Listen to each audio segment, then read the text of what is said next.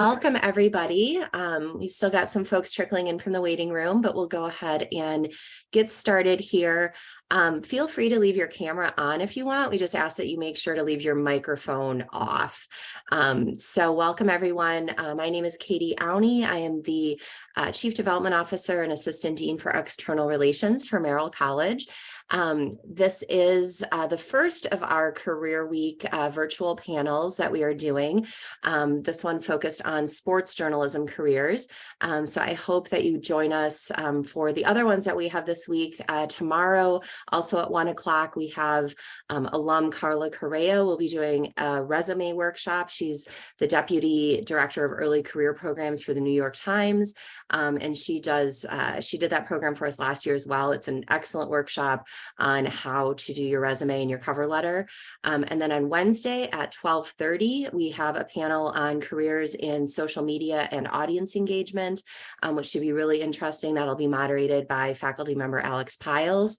And then on Thursday, we have an in-person event here at Knight Hall, starting at 6 p.m., a panel with several alumni sharing some of their best job seeking and networking tips, followed by a networking reception. So be sure to come out for that in person. And then we'll wrap up the week on Friday with sort of a full morning series of sessions sponsored by the Wall Street Journal, focused on business reporting and how business reporting really factors into every kind of reporting. So no matter what you're interested in doing, definitely check that out. We are recording this, so if you do have to jump off early or anything, we will have the full recording available later on, and just to be aware of that. I'm going to turn things over now to our moderator, Caitlin Wilson, the Assistant Director of the Povich Center for Sports Journalism. She's going to lead the conversation today, but feel free, there will be plenty of time for questions, so feel free to put questions in the chat, or just raise your hand if you have a question along the way for Caitlin or for any of the panelists, and Caitlin will call on you and get those questions answered. So I will go ahead and turn things over to Caitlin. Thank you, Katie. Hi, everybody. Thank you so much for joining us today. I see a ton of familiar names in here, so I'm really excited to see you all taking advantage of this opportunity. We have an exciting all Merrill panel group here for you today. I'm going to let them introduce themselves, but I just wanted to reiterate what Katie said. This is really casual. Feel free to keep your cameras on or off, whatever you're comfortable with. We will have time for questions at the end, but if there's something that you want to ask about a topic we're currently discussing, just hop on in here. I want to hear from you. I want to get out of this what you want. So jump in whenever you're ready. It looks like we are still waiting for Kyle to join us, so hopefully he'll pop in soon. But we'll go ahead and get started with Andy and Chloe here. So I'd like to just start by having each panelist introduce themselves and briefly tell us what it is you do right now. So Chloe, why don't we start with you, 2015 grad, correct? Yes. So hi guys, my name is Chloe Pavlech. Right now I'm an assistant basketball coach for the Baylor women's team here. And like Caitlin said, I finished in 2015, so I graduated in 3 years. I was also playing on the women's basketball team at Maryland. So technically, like, even though I graduated 2015, it's really 2016. And I still can't believe how long ago that was, but still short, because I still feel super young. And kind of for me now, my transition from getting into coaching, I started off in sports journalism and broadcasting in particular, which I absolutely loved. But I just wanted to feel a bit more fulfilled. And I kind of felt that mentorship role grow as I was around players more and more. Now I still do a lot of influencer work on TikTok, Instagram, which is really cool and a lot of fun, being able to work with a lot of brands and events. But it just kind of seemed like the perfect time to get into college coaching with all the changes as far as name, image, and likeness, which hopefully we get to dive into a little bit later. Great. Well, thank you so much. So Andy, let's go over to you, a 2020 grad, if I'm correct. So why don't you briefly introduce yourself and tell us what it is you're doing now for the Banner? Yeah, I cover baseball, the Baltimore Orioles for the Baltimore Banner. I'm in Sarasota right now, so I just got off the back practice fields and ran over here to be on the Zoom, covering spring training for that. But yeah, just baseball all the time now. Great. So Andy, I'll come back to you first. Can you talk to us a little bit? I mean, we have a wide range of students joining us, but a lot of them are seniors and upperclassmen looking to kind of get that first job right out of school. So can you please tell us what your first job was out of college and how you kind of landed that? It was a lot of stress trying to land a first job. I was an intern at the Pittsburgh Post-Gazette right after I graduated in 2020. So pandemic was going on. I was lucky my internship was still happening, but the Post-Gazette was not going to hire full-time, with the position that the paper was in and the position the world was in. But had a previous internship at the Washington Times when I was a sophomore in college.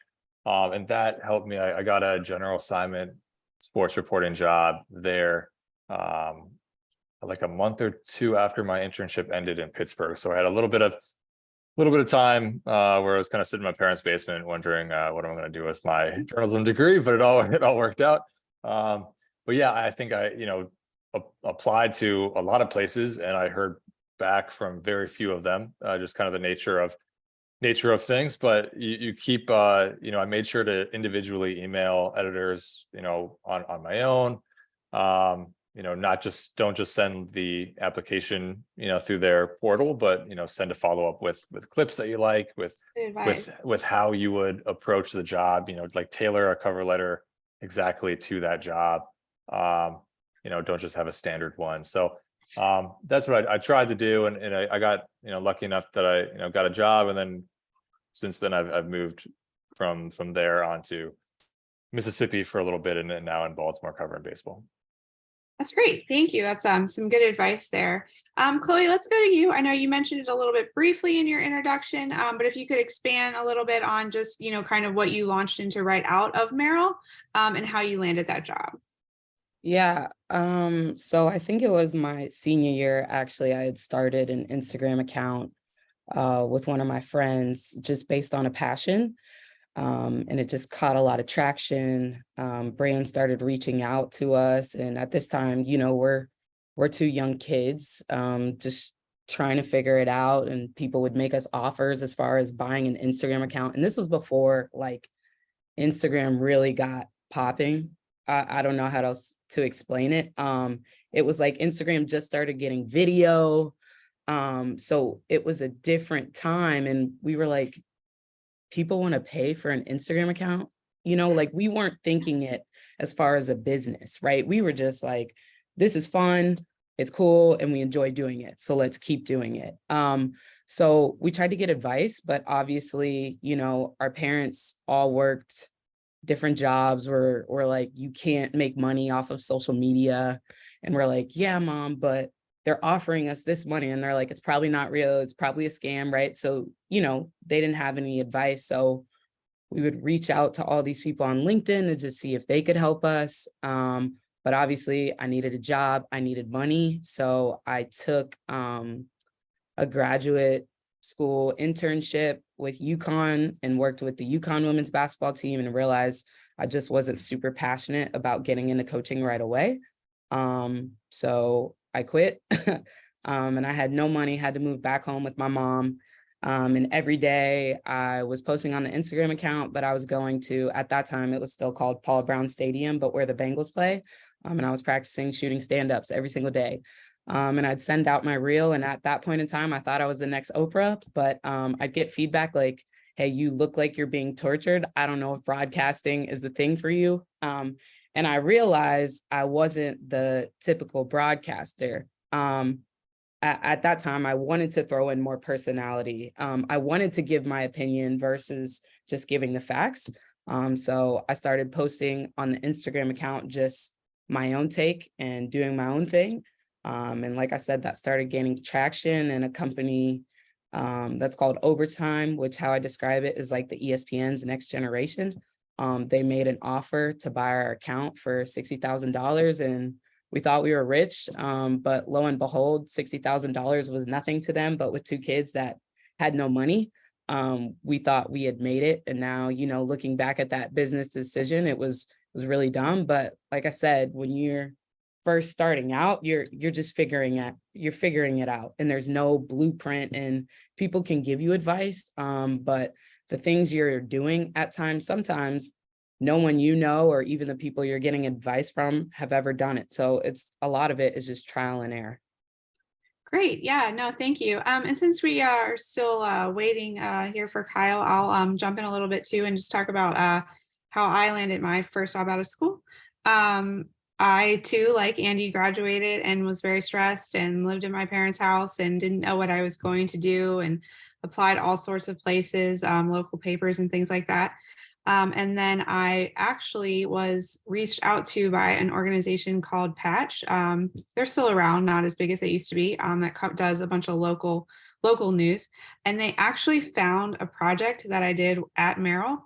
I took I'm sure you guys have probably taken it. It's like a web class. I don't remember the number. It's been so long. But we worked on building websites and putting together packages and stories all on the internet, and they came across it and reached out to me about doing some freelance for them. So I started freelancing for them and then got hired full-time as an editor there, covering sports and then local news before I transitioned fully into sports. So kind of a cool lesson, and you never know when, kind of those Merrill projects that you may or may not take so seriously, really panned out and, kind of landed to a job. So I want to transition now to your current jobs, and tell me a little bit about what a typical day looks like for you. Andy, let's go ahead and start with you. I realize right now your typical day is in sunny Florida. So why don't we start there? Tell us what it's like being at spring training. Yeah. So I'm in the clubhouse by 8 a.m. every day. And you get an hour in the morning. And that's really your time to, it's not always like interviewing on the record. You want to kind of build relationships with players and just talk about what video games they like, what the dog, what dog they have, things like that. You want to kind of build rapport. So that's most of my morning is doing that. Then from about 9 a.m. until 1 p.m. or like noonish is, taking in practices, just going around, and you're trying to find players that look good, basically, and players that fans care about. So wherever Adley goes, I go. Adley Rushman, if you don't know his name. You kind of follow those guys, and I learned very quickly to wear a hat because I burned my face on like the very first day I was down here. So yeah, then I'm back in the clubhouse in the afternoon, and my afternoons after that are writing stories, for the that post in the morning. Or yesterday was a crazy one when the owner showed up at this field, and I got him to talk, convinced him to do a scrum with us media folk, and so that turned into a very busy day. That was like from 7 a.m. to 8 p.m. that it went. So that's the typical day. And then when in season, it's similar, but everything starts a little bit later because the games are at night. So you just push it back a couple hours, but kind of the same drill in season as well. So during the season, typical, first pitch is about 7:05 during the week. So what time do you get to the ballpark? Yeah. If it's a 7 o'clock first pitch, I'll be there by 2:30. And I won't leave until like midnight or 1, usually. So it depends on, how long the game goes, if I'm working on like what type of story I'm working on that day, things like that. But yeah, I've been I've been locked into many stadiums because I'm like the last person there, and I'm like, how do I get out of this place? So that happens quite a bit. Cool. Chloe, let's come to you. What's a typical day for you look like right now in the middle of the season and the grind here? So what does your day kind of start out? Yeah. Well, every day is different. As much as I love like routine and structure, unfortunately in athletics or in any sports job, it's It's not like that. Like, I know Andy's talking about his day to day, but then tomorrow, you know, I'm sure it's still going to be totally different, which I think is also the really cool thing about working in sports, right? Nothing is ever the same. But essentially, I guess how it starts is it really just depends. So like for me, like I said, in season, I try to do as much as I can, just specifically focused on coaching and helping our team get better and our players get better. Whereas when we're out of season, that's when I focus more on like the brand stuff, the influencer stuff. But typically like on an off day, like I'll try to shoot as much content as I can. I have a manager and an agent that kind of helps me out, like, hey, this brand reached out, and do you think you could do this? Right. So if I'm saying that, it's I start my day, you know, I try to work out, doesn't always happen. But if I get a workout in, it's awesome. If not, I'm most likely working one of our kids out. And then I'll watch film with that kid. And then we meet as a staff to kind of figure out the next game plan. And if it's my scout, you know, I'm getting clips ready for film, helping coach plan practice. And then typically our practice block is like from 1 to 5:30. And then after that, we'll meet as a staff, talk about more film, talk about practice, talking about just different players in school and kind of what's going on in their lives. And we've just tried to put more and more of an emphasis on mental health, which I think is great that players are understanding and recognizing how they feel. And I even think people are starting to do that more and more in the workforce. And as far as like with me and Andy, I think kind of like that work-life balance, I think we're all still trying to figure it out. And I was joking earlier, like, you know, you start off with your New Year's resolution. Like I'm going to put myself first a little more. And then like once the season hits and you get into the grind, kind of lose some of those things. So I always say when you can, try to take care of yourself, because I know we're all hungry and we're all grinding. But at the end of the day, you don't want to get tapped out and burnt out. And to Andy's point, that's why it's really important to find what you're passionate about so that every day doesn't feel like a job, right? You get to do it, not you have to do it. Great. And I just want to remind everybody, if you have a question, now put it in the chat. Hey, I have a question. Raise your hand in the little emojis or whatever and jump in. We definitely want to hear from you. It looks like Sam, do you want to go ahead and ask a question? Make sure you introduce yourself, tell them where you're from, what year you are, and ask your question. I'm Sam. I'm a freshman, so not a senior in the call, but I was just curious for either of you, how valuable or versatile in terms of journalism were you when you were in college? Like, did you really just zero in on sports journalism? Did you try to work outside of that? What type of experience did you have, and how valuable did you find that to be when you were applying for those positions? Chloe, would you like to go first or should I? Oh, you can go first. I'll piggyback.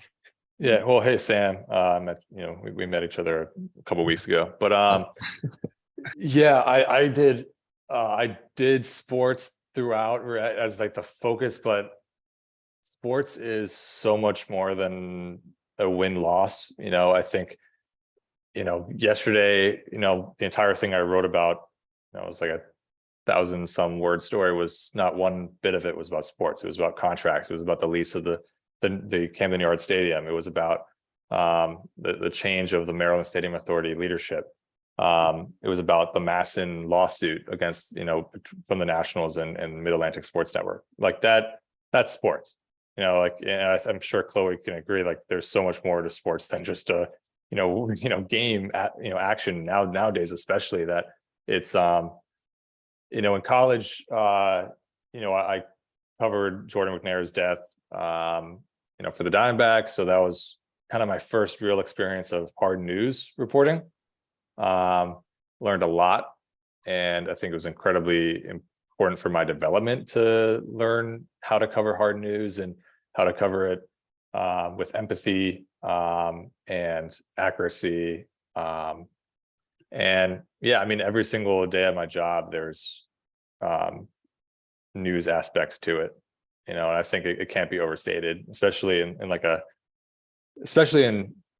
now with NIL in college, I was going to say like, maybe it wasn't as much in college, but, you're still with athletic directors, but what's their contract like, with coaches, what are their contracts like? Now players have NIL deals.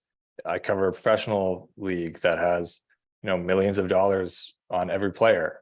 And you learn throughout the offseason, like it's incredibly important to have a footing in multiple. You can't just be a sports reporter. You have to be like you have to be more than a sports reporter to cover sports. And I think that's something I learned early, and I'm very glad I got a background in it.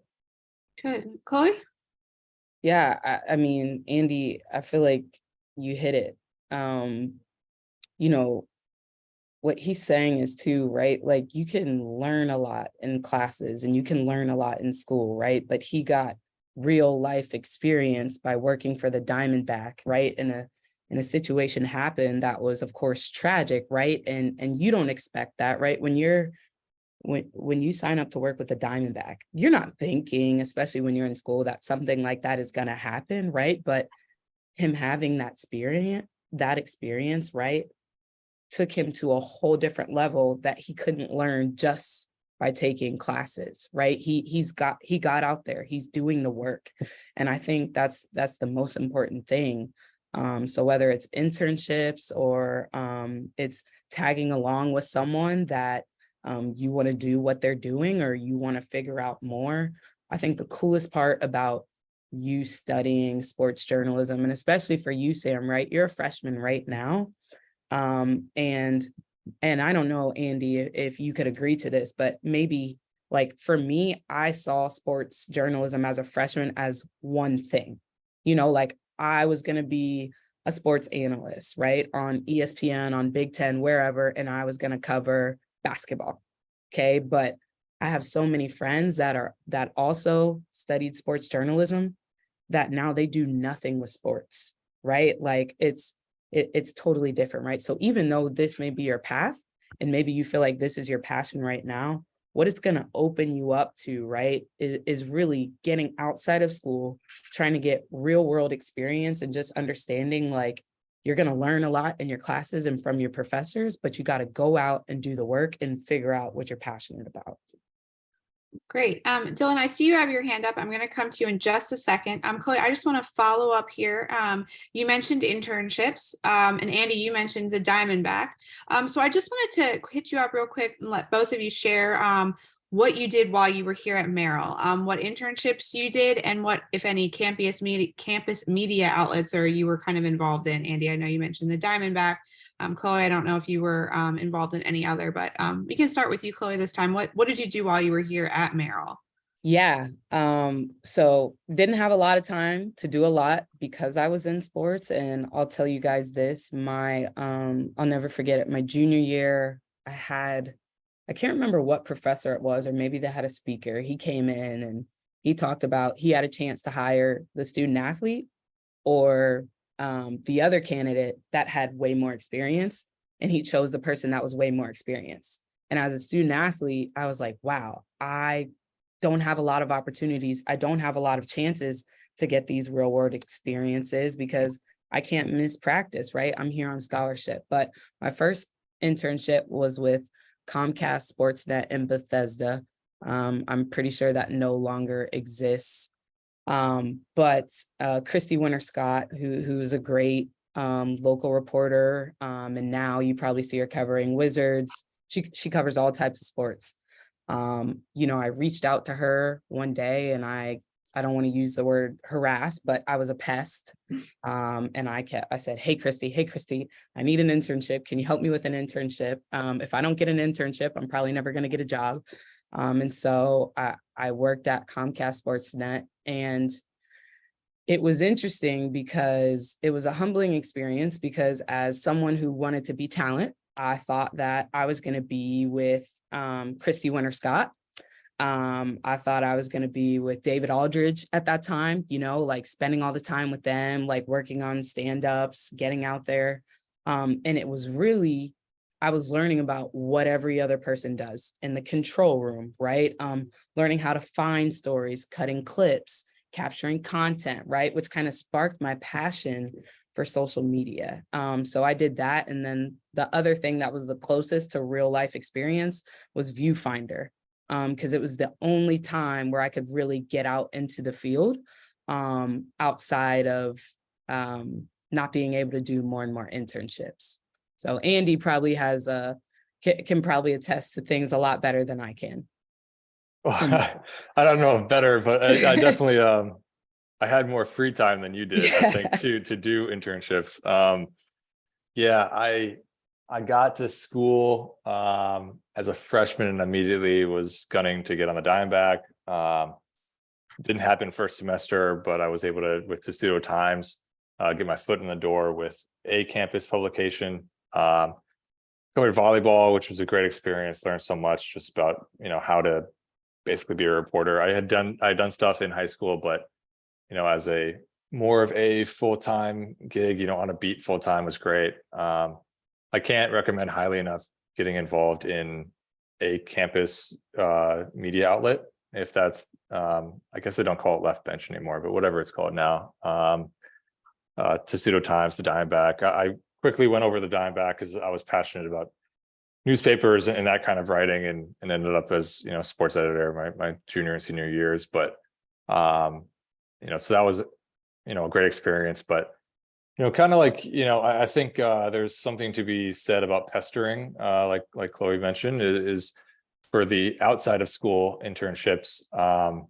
Even with getting on the Diamondback, I pester the heck out of my editors. I was sending them clips all the time, just trying to get on the Diamondback, and it worked out.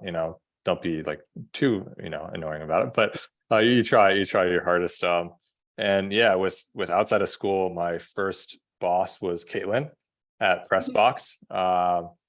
She was nice enough to give me an internship as a freshman. And then from there, I went on to Washington Times, USA Today, Pittsburgh Post-Gazette, and now full-time I've had various jobs before this one. So yeah, I think it's incredibly important to have those opportunities. You learn so much, and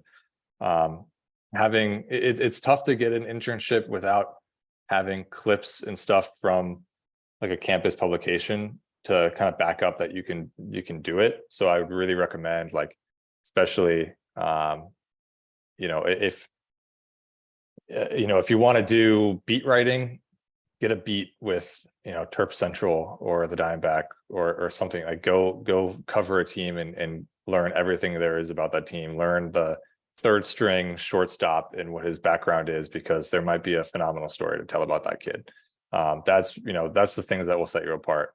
And what was I going to mention about beats? I don't know. I lost the train of thought there, but yeah, I definitely think it's important to, get involved early. And this is what I was going to say. It was like, I knew I wanted to cover baseball. And I'm really lucky that I kind of have the dream job right now. But, when I got to school, I was a freshman. I was very low on the totem pole, didn't have that much experience. I wasn't going to walk in and cover Maryland baseball.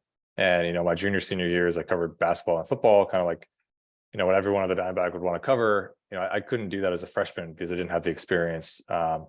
Don't turn your nose up to covering volleyball. I covered 2 years of volleyball, and I'm still friends with, the Adam Hughes, the head coach there, because, we both respect each other a lot. I learned a heck of a lot from interviewing him all the time. There was so much. I covered softball. I loved it. It wasn't the stands weren't packed. It wasn't the dream that I wanted outside of school, but I became such a better reporter because I was the guy covering softball every single game, all 80 games or whatever they play. So that's don't turn your nose up to an opportunity to cover a non-rev sport just because you want to cover basketball or you want to cover football. That will come with time. You really learn a lot when you're the only person in a scrum, and you have to figure out what is my story? What am I asking this coach after they just got lost, just got beat 15-0. That's where you learn stuff. No, good advice. It looks like Kyle may have joined us, so we're going to get him set up in here. And while we're doing that, Dylan, let's come to you. I see you have your hand up. So let's get your question, and hopefully Kyle will pop in. Dylan? Yeah. Hi. For Andy, we had met at the when you came to the what's called the Povich Center before. Nice to see you again. you were talking before about how sports reporting is much more than being just a sports reporter now, and how you were covering like contracts and stuff like that. I'm curious like how you became knowledgeable about that at like a very ground level, how did you like, I guess, get up to date on like the business lingo and how to basically be like a finances writer almost in the realm of sports, to be able to Yeah. cover these contracts and these negotiations and stuff like that. Yeah. Be okay with admitting that you're ignorant to lingo. Early on, I would, say to agents in off the record conversations like, hey, like what the heck does that mean? Like, can you walk me through that? With some of the lawsuit stuff, I'll call the, lawyers involved, and they can't talk on the record, but they love talking. I mean, they're lawyers, that's what they do. So if you say off the record, they will teach you a lot about, the ins and outs of a courtroom. And so that's how I got up to speed with that kind of thing. Because it was difficult when like, you don't necessarily know, how like a baseball contract always works, but there are people that do know, and if you ask and admit that you don't know everything, you might learn a thing or two. So and plus like there's tutorials online and stuff like that you can also like read, find a source you trust, like your favorite writer. I don't know, like finding, if you like Bill Plaschke or something from LA Times, like read his stuff on contracts. You'll pick up stuff. Read Barry Svaluga in the Washington Post when he digs into into contract stuff. You'll learn stuff that way as well. But yeah, I mean, you can ask. I like to just ask people if I need help. Maybe that's another reporter who I'm not. A competitor won't like tell you, but like in a completely different city, might be able to give like shed light on something. Thank you, Andy. Just going to call your all attention to the chat real quick. Katie put in an opportunity to learn more about business reporting. And now I'd like to go over to Kyle. Kyle, thank you so much for hopping on. I'm just going to give you a quick minute to introduce yourself. Could you just tell everyone who you are, what your first job out of school was and how you landed it, and then what you're doing right now? Hey guys, thanks for your patience in waiting for me, everyone, and just appreciating listening to Andy. And Andy was also had the great achievement of being on time. So I cover the Lakers for the Orange County Register, and it's in Southern California News Group, which is a large chain of newspapers in Southern California. Covered the Lakers for 5 years. My first job out of college is actually where I literally am right now. I'm in Salt Lake City, kind of wrapping up from All-Star Weekend. I worked here for 8 years. My first job, I started as an intern and was hired to cover high school sports out in Utah, which is a place I had no connection to, had never been, was not terribly excited to move to, and I ended up living here for 8 years. So you never really know where journalism will take you. You never really know what's out there to learn, what communities are there to learn. And I'm assuming a lot of you guys are young in your 20s, and now's the time to really kind of check out what's outside of your comfort zone. So you never know. Hopefully there are still high school sports jobs out there and getting a chance to kind of learn the grind, so to speak. But that was how I started out here in Salt Lake City. Great. Thank you. And then Kyle, too, just to highlight something else, could you talk a little bit about any campus media you were involved in while you were at Merrill College?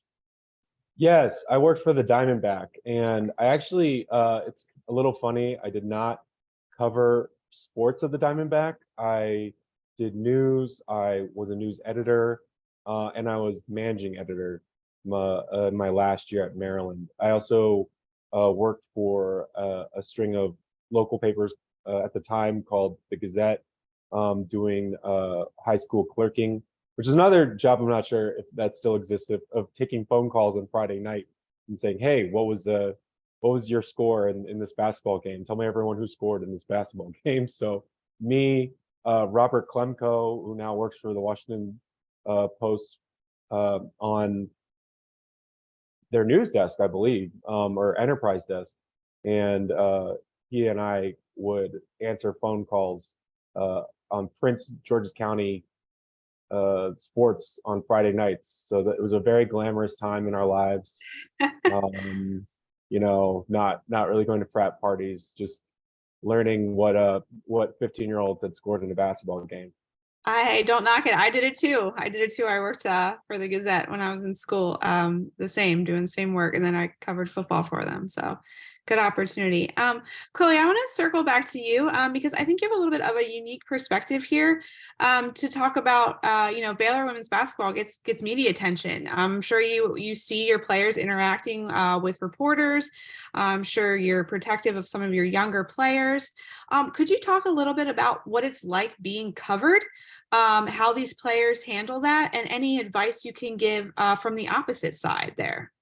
Yeah, I want to go back to Andy's first point that he talked about. That's really important for him right now with spring training, which is taking the chance to get to know the players and keeping it light. When you want answers and when you're trying to build a relationship, it's really important that players continuously see you show up and you show that you care, right? If you want the best stories, if you kind of want the best bites, and that's not to say, of course, you want to cover people without bias, right? But if you decide to cover college players, if you decide to cover pro players, it's really important, right? They have people who they want to talk to, and they have people that they dread. And it's the same thing with our players. That's no different there. I'd say the other big thing is making sure you're understanding what's on the record and what's off the record, right? There's someone that interviews our assistant coaches, our head coach before every game. And the one thing he's really good about, right? We may kind of just chop it up a little bit right before, right? And he hears things that the average fan doesn't hear, that everybody doesn't get to hear, right? And he knows things that not everyone knows. And so the best reporters, I think, have a good enough pulse and a good enough sense on what they should share and what they shouldn't, right? Because the last thing you want to do is damage your relationship with a team or with a coach. And then it's going to make it harder for you to cover them the rest of the year, right? When you get assigned stories and you get assigned to cover teams, you want to be the person that's not covering it the same way as everyone else, right? Like, what is the one story that you could tell that not everyone else is telling, right? And I think that's kind of what separates some of the best journalists. And that's because players want to share certain information and they're not just asking the same questions over and over, right? Like, really pay attention and listen. Good advice. Thank you. I see we have Andrew has his hand up. Andrew, do you have a question for the group here? Yeah, I do. First of all, just wanted to thank you guys for talking to us today. This is kind of like a two-pronged question. One is for both Andy and Kyle. The other one is for Chloe. They're similar questions, just kind of framed differently since you guys have different experiences. For Andy and Kyle, I wanted to ask like what you thought the skills that you learned while at Merrill College. What skills do you see yourselves using the most in your day-to-day lives? What do you think are the most transferable and important skills for that? And for Chloe, I was going to ask, since you're working in a different capacity, what sort of skills while at Merrill did you learn that transferred to a different field? Andy, why don't we start with you? Okay, put me in the hot spot. My professors might want to close their ears, but I think I definitely learned the most outside of class. I learned a lot of great things. I mean, like Sandy Beniski was a professor and, taught journalism law, I'm pretty sure. And, I learned about like how to send a, FOIA request and important things of that nature that I still use. So that's, in class, probably that was a big class that I learned a lot. But yeah, I think learning how to navigate an interview where you kind of make somebody at ease. I mean, the amount of, I pretty much my entire life at Maryland, I was covering a beat. So I've done a lot of interviews, and I've had some really good interviews and some really bad interviews, and kind of like learning why this one was really bad and this one was really good. I got to, not like, you don't want to like, it's tough on the poor, volleyball girl that had to deal with me asking really boring questions, but it is kind of like trial and error, and then hopefully the next time you talk to her, you were so much better because you were, better prepared. You studied up on her history better. You learned, you talked to somebody else beforehand, so you have more details. I think I probably learned the most in how to interview, the positives and negative things you can do in that realm, and then in class I learned a lot from like how to send a FOIA request is something I do a lot, and that was something I learned from Maryland. Great. Chloe? I'd say for me, it's just anticipate what's happening next at all times. And I think that is something that will apply to any job that you'll have to do. When you can stay ahead of things, or instead of reacting to it, you're already ahead of it. I think that's like one of the most important life skills. And it helps you with just really being a go-getter and being a self-starter. It's important to be able to understand how to take direction, right? And how to accept feedback, but it's also really important to be able to take initiative. And I think that happens when you can anticipate what's happening next. Great. Kyle? Yeah, I actually wanted to touch on something that Chloe said in her answer to the previous question, or was sort of implying, which is, I think all of you guys need to remember that this is such a people business. This is such a relationship business. And to tie that to what Andy was saying, no one can teach you how to cover a person. You know what I mean? You kind of got to do it. Journalism is sort of a trade in that you learn by doing. You learn what strategies work, and the same things that work for certain players and certain coaches don't work for others. And I covered 3 Lakers coaches so far. They've all been very different. They've all had very different policies of how they interact with the media, and they've all been very different to deal with off the record, or to kind of come clean about what's happening with the team.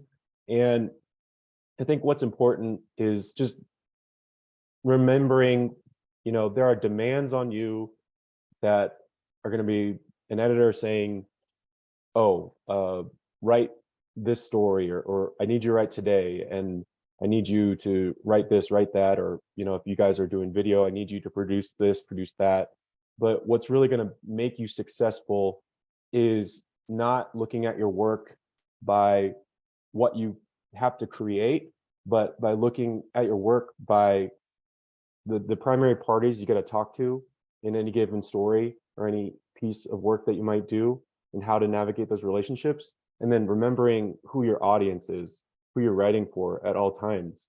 So, am I writing a story about the Lakers in an effort to serve LeBron James, a 4-time MVP, 4-time champion who has, over $1 billion? Or am I writing to serve fans? Am I writing to serve people who buy nosebleed seats, people who wear Lakers jerseys while they're watching on TV? And I think we can lose sight of what our jobs are by focusing on the product rather than our relationships with our sources and our relationships with who we're trying to create these pieces for. Thank you. Yes. Anybody else have a question? Don't be shy. Jump on in. Anyone? Okay. Judith.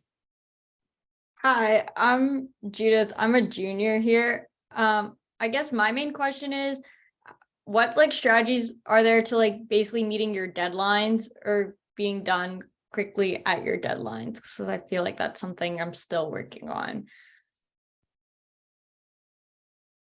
Yeah, I mean, I love deadline writing. I love the adrenaline of it. I think, the Diamondback I learned really quickly because, our first game story was due at the buzzer. So, you learn, how to write on it. I think that is like the way, I don't know, kind of getting thrown in the fire is kind of the way that I learned, to write quickly, but coherently. And I guess if it's not a game situation to hit a deadline, just you have to, be organized and work in advance.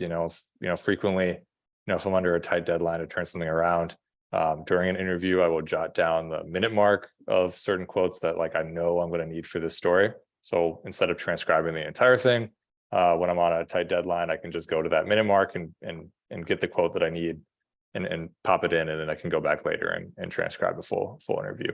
But yeah, being organized, being working ahead is really important. If you know you're going to need a feature story due by Friday and you start on Thursday, that's gonna be tough to pull off. So you give yourself a lot of time. But yeah, I kind of learned by doing, and not panicking when the clock is ticking down on the time, and because that's not going to help you.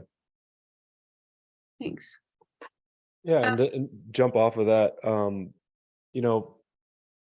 Also going back to something Chloe said, is anticipation.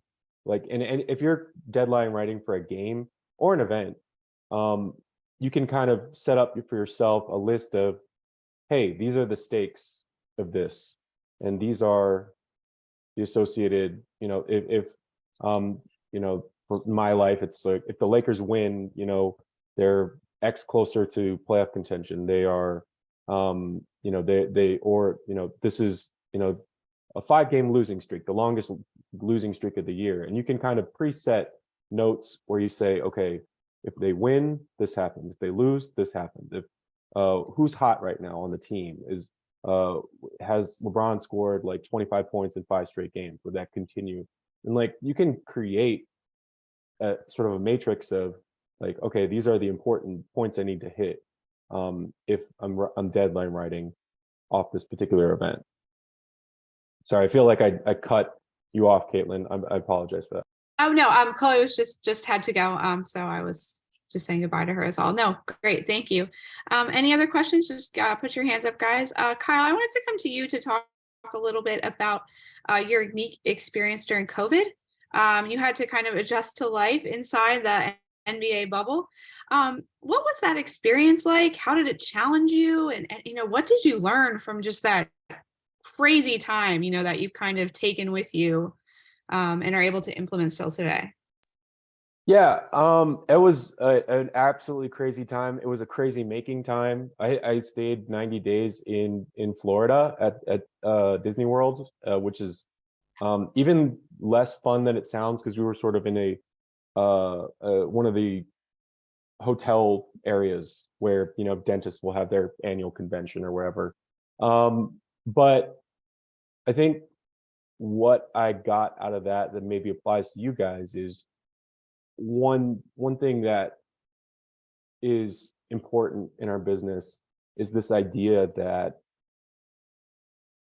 we have access to sites, scenes, people that normal fans don't have access to. And in the bubble, that was so intensified because there were only about 20 media members in the bubble to start when I first got there, and it grew, but it was never more than like 40 or 50 people. So you had to ask yourself, okay, what am I experiencing that people can't see here? So I ended up doing a lot more work on just how the bubble operated, sights and sounds. I did an Instagram stories collection of like, hey, here's what daily life is like in the bubble. And people were really interested because they just had no access. It was sort of like trying to understand how a space station works, right? There's just no way to know unless you're there. And so, yeah, it was great in terms of player access, in terms of being able to be around for more opportunities to interview certain people. And you have to take advantage of that. I mean, I was able to interview Chris Paul and Carmelo Anthony, LeBron, Udonis Haslem, Jaylen Brown, and Malcolm Brogdon for one story I was doing on sort of social justice movements in the NBA. So that was like one great aspect. But the other was sort of in this point I was making earlier about serving the audience and trying to remember who you're writing for. Just like, hey guys, this is freaking weird. It is really weird that we're all ensconced in Florida. We're sort of in basketball jail, and people were just very curious about it. People were like, how does that even work? Like, what's going on? So I started moving coverage outside the realm of, here's the numbers, here's what's happening in the basketball games too. Like, this is a really weird experiment. No one knows if it's going to work. We have to acknowledge this sort of outside environment that like no one's ever heard of, and everyone is kind of wondering, even outside of sports, is this sustainable? Is this going to work? Are people going to be safe? And so you sort of become a documentarian for an experiment of that time, which was unique, and hopefully nothing like that ever has to happen again. But it's a good lesson in remembering, what can I see that other people can't, and how can I bring that to my work?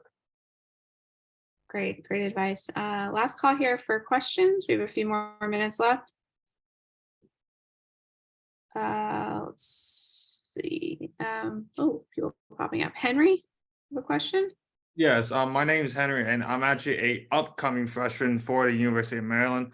I just wanted to ask, how do you guys stay positive after reporting for a losing team? So let's just say like a point game, right, that they just lost. How do you stay positive after that loss? I've covered a lot of losses. Luckily, I don't care about the team I cover at that level. I'm not a fan. So, I've never had, like, that's the big distinction, right? With in my role is, like, I think fans would kind of be busted up about a big loss.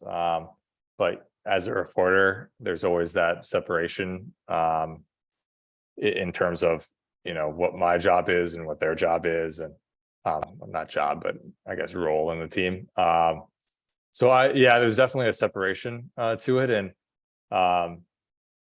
I think, it's, maybe you want to go with I guess with like question asking, you can tell when a player is really busted up about it, and you can take a slightly different tact with the wording of a question to make sure that, it doesn't strike the wrong chord or something. But personally, I have not had an issue with staying positive or anything, and definitely not in my coverage. If the team kind of deserves to get lambasted, that's what's going to happen. So yeah, I guess it's definitely, I haven't had to run into it just because my role is a little bit different from I'm not part of the team. It's Andy and I are great people for this right now. I have to say we might be the two best reporters to talk about covering losing teams. Sorry, my cynicism leaking out. There are really great reporters who cover losing teams, and my situation is a little different because the Lakers this year, they're not doing very well, but they kind of have to, and the noise outside of that is pretty tough because there's no benefit to losing for them this year. But if any of you guys subscribe to The Athletic, one of my favorite writers covering the NBA is James Edwards, and he covers the Detroit Pistons, who are forlorn in their 20 years since their last championship. And he just does a great job of writing about the team's past. I mean, he did a great story on Ben Wallace when he got into the Hall of Fame. He writes about their young players who, the Pistons are supposed to lose this year. No one thought the Pistons are going to be good this year, but they have a lot of young draft picks that are really promising. So he writes about Jaden Ivey. How's Jaden Ivey doing? What's his progress? Did he look better in this game? Is there growth in certain parts of his game? So you make hay out of sort of the things that are going to matter to a team that loses, the future, most of all. In Andy's case, that's going to be a lot of stories about the Orioles prospects, right? So it's really possible to do good work out of a losing team. It's always going to be a little bit of a bummer. It's always going to be a little bit of a fan at a certain point, fans might be tuning out. But you kind of set the stage for what happens after losing, which is hopefully winning. And you write about things that are sort of foundational for the next step a franchise is going to take. Are their young guys really coming along? Do they have to make a certain move to get back to winning? So it's hard to cover a losing team in the sense that when guys lose, they get really grumpy and the media is sort of a reminder of the bottom line of their record and how they're not achieving. But there are great reporters who cover losing teams and do a great job. Thank you. All right, we have one more question. This is going to be the last one. It's in the chat from Brandon. Is there anything you guys did not do during your time in school that you look back and wish you had done in terms of building for your career? Any opportunities you look back on you wish you'd have taken advantage of? Anything that comes to mind? Kyle, anything for you?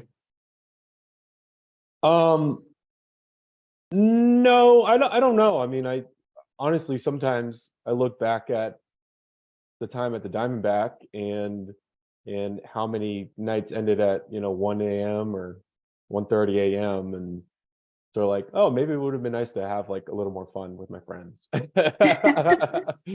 So I don't know. I mean, I go back to this job is something you learn by doing.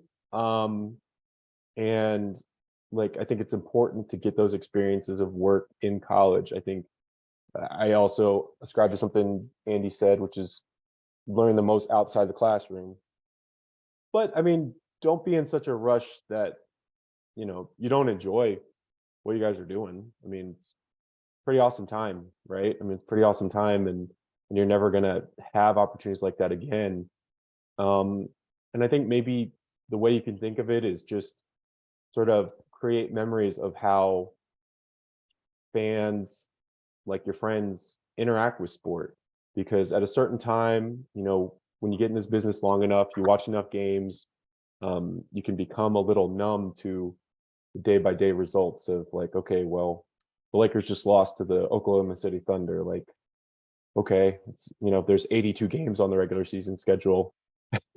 But fans live and die by these games and fans really feel them deeply. And I think when I look back on going to sporting events as a fan at Maryland, that was maybe the time where I felt most deeply about as a fan about sports. I still am fans of certain teams, but I think having some of those core connections to who we do this for is always important, and it keeps you from getting hardened and jaded and cynical, and keeps sort of the main thing, so to speak. So, look for experiences of work, but also look for experiences to enjoy sports at the consumer level, enjoy it at the, hey, I'm like into this game kind of level, because that can really be some of your most special memories as college students, I think. Yeah. I was watching the Purdue Maryland game this or last week, I guess it was.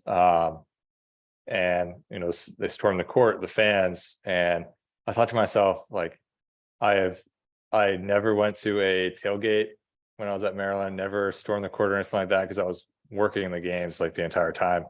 So So there was part of me that was like, huh, like, that would have been kind of, fun to experience once. But at the same time, I don't regret ever the 1 a.m., 2 a.m. nights of the Diamondback. Because my friends were on the Diamondback too. So it was kind of like hanging out with my friends when I was there. So yeah, but I mean, if you do get an opportunity to, have fun in college, that's great. But also like, get involved in as many things as you can, journalistically, or, a club team here or there, whatever it is, because life gets really busy when you graduate, and yeah, you don't have homework anymore, but you only have more work. So it gets real. Actually after that game, I saw this court storming, and I shared this with some of my little text thread of people I went to school with. That's me hugging a Kenny Ebekwe that was in the Diamondback when I was a Diamondback employee. Maybe don't let that be you, but I did enjoy basketball awesome. this way one time. So there was a time. Don't be published as a fan in the publication you work for. I wouldn't recommend that, but it happens. That was freshman year. That was a good time. Kenny Beckway, what a throwback there. All right, thank you guys so much for your time, for joining us, for this great advice. Chloe too, who had to duck out a little bit early. Thank you, students, for joining in for this fun conversation. Hopefully in several years, we'll have you, Katie and I'll have you guys back to do this panel. So I'm going to toss it over to Katie before heading out. Thank you, Caitlin, and thank you again to Andy and Kyle and Chloe, and to everyone who joined us today. I know we had a lot of current students and I believe some prospective students, it sounded like. So for all of the prospective students, we hope to see you here at Merrill next fall.